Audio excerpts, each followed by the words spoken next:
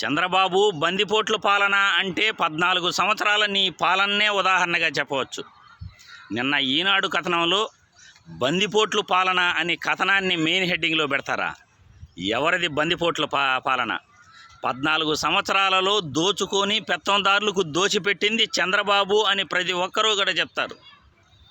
బందిపోట్లకు మించి నువ్వు తలదన్నేలా నువ్వు ప్రజాధనాన్ని, ప్రజల ఆస్తులను దోచుకున్నావు, పెత్తందారులకు దోచిపెట్టావు.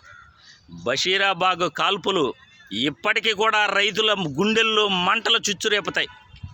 ఏ విధంగా రైతులపై వ్యవసాయం దండగా అని నువ్వు రైతులను కాల్పులు జరిపావో ఇప్పటికీ కూడా రైతులు ఎవరూ కూడా మర్చిపోలేదు. వ్యవసాయం దండగా అన్న వ్యక్తి నువ్వు.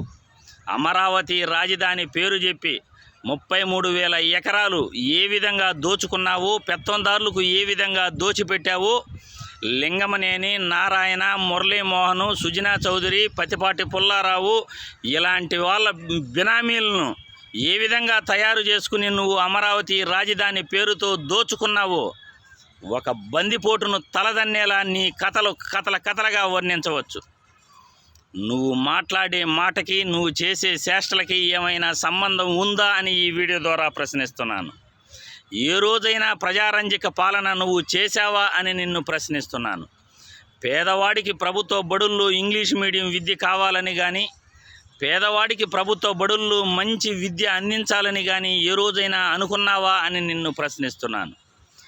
కుప్పాన్ని 35 సంవత్సరాలు ప్రాతినిధ్యం వహించి కనీసం నీళ్లు కూడా ఇవ్వలేని నువ్వు, 2 రైల్వే అండర్ బ్రిడ్జిలు కూడా నిర్మించలేని నువ్వు, కుప్పం అభివృద్ధి చేయలేని నువ్వు, కుప్పాన్ని మున్సిపాలిటీ చేయలేని నువ్వు బందిపోటు కన్నా మించిన వాడివి. బందిపోటును తలదన్నేలా నీ కథలు వర్ణించవచ్చు, కథలుగా పిల్లలకు చెప్పవచ్చు అని ఈ వీడియో ద్వారా ప్రజలందరికీ కూడా తెలియజేస్తున్నాను.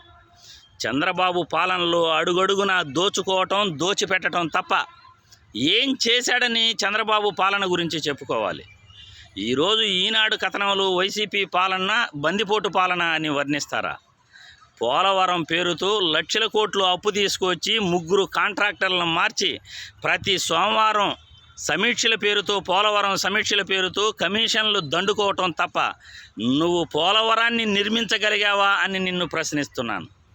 2.68 లక్షల కోట్లు అప్పు తెచ్చిన నువ్వు, రాజధాని కోసం ప్రత్యేక ప్యాకేజీ తెచ్చిన నువ్వు ఏ రోజైనా రాజధానిని నిర్మించగలిగావా అని నిన్ను ఈ వీడియో ద్వారా ప్రశ్నిస్తున్నాను. రాష్ట్రానికి అప్పులు తీసుకొని వచ్చి ఈరోజు రాష్ట్ర అప్పులపై మాట్లాడేసే హక్కు నీకు ఎక్కడుంది అని నిన్ను ప్రశ్నిస్తున్నాను. రాష్ట్రం విడిపోయి అనుభవం ఉన్న నేత అని నీకు ఓటేస్తే 2.68 లక్షల కోట్లు అప్పు తీసుకురావటమే కాకుండా ప్రత్యేక హోదా వద్దు, ప్యాకేజీ ముద్దు అని ప్రత్యేక హోదా బదులు ప్యాకేజీ తీసుకుని ప్రత్యేక హోదాను ప్రజలకు దూరం చేసిన వ్యక్తి నువ్వు అని ఈ వీడియో ద్వారా ప్రజలందరికీ కూడా తెలియజేస్తున్నాను.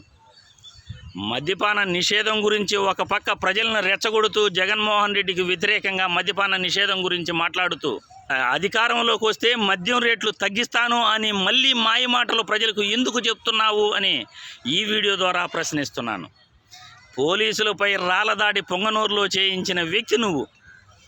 అధికారులపైన దాడులు చేయించే వ్యక్తి నువ్వు. రెడ్ బుక్ పేరుతో అధికారులను బెదిరిస్తున్నావు, నాయకులను నీ కొడుకు చేత బెదిరిస్తున్నావు. రోజు ప్రసంగాలలో జగన్మోహన్ రెడ్డిని ఇష్టానుసారం నోటికి ఇష్టం వచ్చింది మాట్లాడుతూ తాడికొండలో దున్నపోతుతో జగన్మోహన్ రెడ్డిని వర్ణిస్తావా? నీ నోటికి అద్దు అదుపు అనేది లేదా? దున్నపోతుపై రాళ్ళు విసిరండి, జనాలు ప్రతి ఒక్కరూ ఒక్కొక్క రాయి తీసుకొని విసిరేయండి అని జగన్మోహన్ రెడ్డిపై రాళ్ళు విసిరేయమంటావా? ఇంత నీచంగా దిగజారిపోయి మాట్లాడే నువ్వు ఏ రోజైనా ఓడరేవుల గురించి కానీ, ఫిషింగ్ హార్బర్స్ గురించి కానీ ఆలోచించావా? రాష్ట్రానికి ఓడరేవులు, ఫిషింగ్ హార్బర్లు, ఫిషింగ్ ల్యాండ్ సెంటర్లు తీసుకువచ్చి లక్షలాది మందికి ఉపాధి కలిగించిన ఘనత జగన్మోహన్ రెడ్డిది. ఈరోజు విద్యా వ్యవస్థను దేశంలో నంబర్ 1 స్థాయికి తీసుకువెళ్ళిన ఘనత జగన్మోహన్ రెడ్డిది. ఈరోజు వైద్య రంగంలో సమూల మార్పులు తీసుకువచ్చి ప్రాథమిక ఆరోగ్య కేంద్రాలు, విలేజ్ హెల్త్ సెంటర్ల ద్వారా ప్రజల వద్దకు వైద్యాన్ని తీసుకువెళ్ళి ఉచిత మందులు అందిస్తున్న చరిత్ర జగనన్నది. ఏ రోజైనా ఇటువంటి పనులు నీ పాలనలో చేశావా అని నిన్ను ప్రశ్నిస్తున్నా. ప్రజాధనాన్ని దోచుకున్న నీవు పెత్తందారులకు, నీ టీడీపీ నాయకులకు దోచిపెట్టిన నిన్ను బందిపోటు పాలన, నీ పాలన బందిపోట్ల కన్నా ఎక్కువగా మించిన పాలన అని అభివర్ణించవచ్చు. బందిపోట్లను తలదన్నేలా నువ్వు ప్రజాధనాన్ని దోచుకున్నావు, ప్రజలను ఇబ్బంది పెట్టావు, రైతులను ఇబ్బంది పెట్టావు, నిరుద్యోగులను ఇబ్బంది పెట్టావు. ఇంటికొక ఉద్యోగం పేరు చెప్పి నిరుద్యోగులను ఎలా మోసం చేశావో నిరుద్యోగులు అందరూ కూడా గుర్తుపెట్టుకుంటారు. నీ పాలనలో ఉద్యోగులు, నిరంకుశత్వ పాలనలో ఉద్యోగులు ఎలా ఇబ్బంది పడ్డారో ఉద్యోగులందరికీ తెలుసు. ఇటువంటి బందిపోట్ల కన్నా మించిన పెద్ద బందిపోటుగా నీ పరిపాలనను అభివర్ణించవచ్చు అని ఈ వీడియో ద్వారా నీకు తెలియజేస్తున్నాను.